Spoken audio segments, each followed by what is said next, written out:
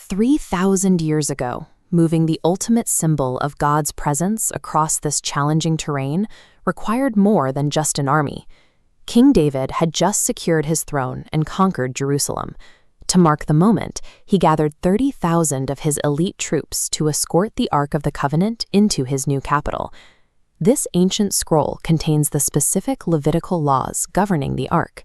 It dictates that the sacred object must be carried on the shoulders of consecrated priests. But David chose a different path. He loaded the Ark onto a brand new ox cart, a transportation method he had seen used by the Philistines. He organized a massive parade filled with harps, lyres, and tambourines. But beneath the music, human ingenuity had quietly replaced divine instruction. When passion is separated from obedience, it quickly turns into presumption.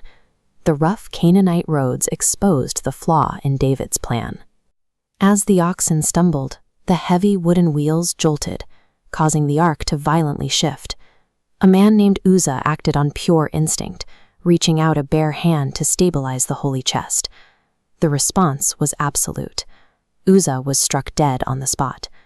The music died away, and a celebration of 30,000 people froze in sudden horror. David's triumphant joy vanished, replaced by an immediate, paralyzing fear of the God he was trying to honor. He realized the ark wasn't a manageable piece of state property. The gap between human frailty and divine holiness cannot be bridged by good intentions alone. 3 months pass. While the ark remains in the house of a man named Obed-Edom, David hears report after report of the household being blessed. He begins to see that the holiness that once terrified him wasn't meant for destruction, but for life, provided it was approached on God's terms. He abandons his previous royal strategies. If he wants the ark in Jerusalem, he must submit to the ancient requirements he had previously set aside. There are no ox carts this time. Instead, Levite priests slide wooden poles through the rings of the ark and hoist the weight of the gold-covered chest directly onto their own shoulders. Taking that weight onto human bone and muscle represents a shift.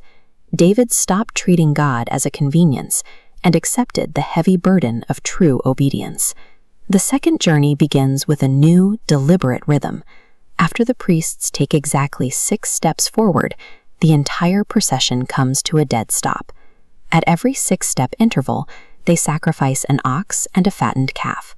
It is a ritual repeated for every few yards of the multi-kilometer route. The first journey was an unbroken sprint ending in tragedy. The second creeps incrementally in an agonizingly slow stop-and-go pace.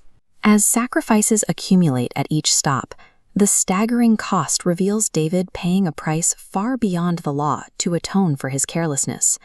Genuine reverence is inherently anti-convenience. Its deliberate slowness and heavy cost are exactly what separate it from cheap enthusiasm. As the slow, blood-stained procession finally nears the ancient stone foundations of the city, the king prepares to enter his own stronghold.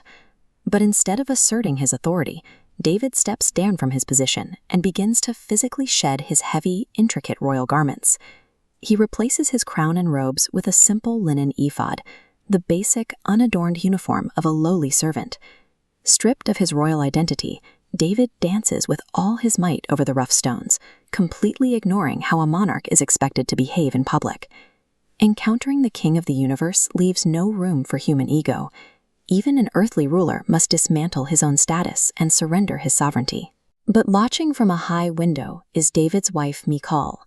From her vantage point, she watches the king with growing contempt.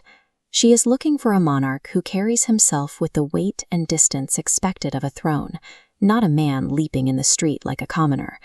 When she confronts him later, David gives her an enduring answer. He tells her he will gladly become even more undignified and even lower in his own eyes for the sake of the Lord.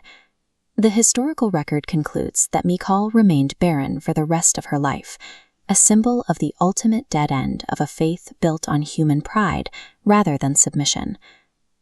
The same holiness that once felt like a threat of death becomes a source of endless blessing, but only for those willing to leave their royal robes behind and bow in the dirt.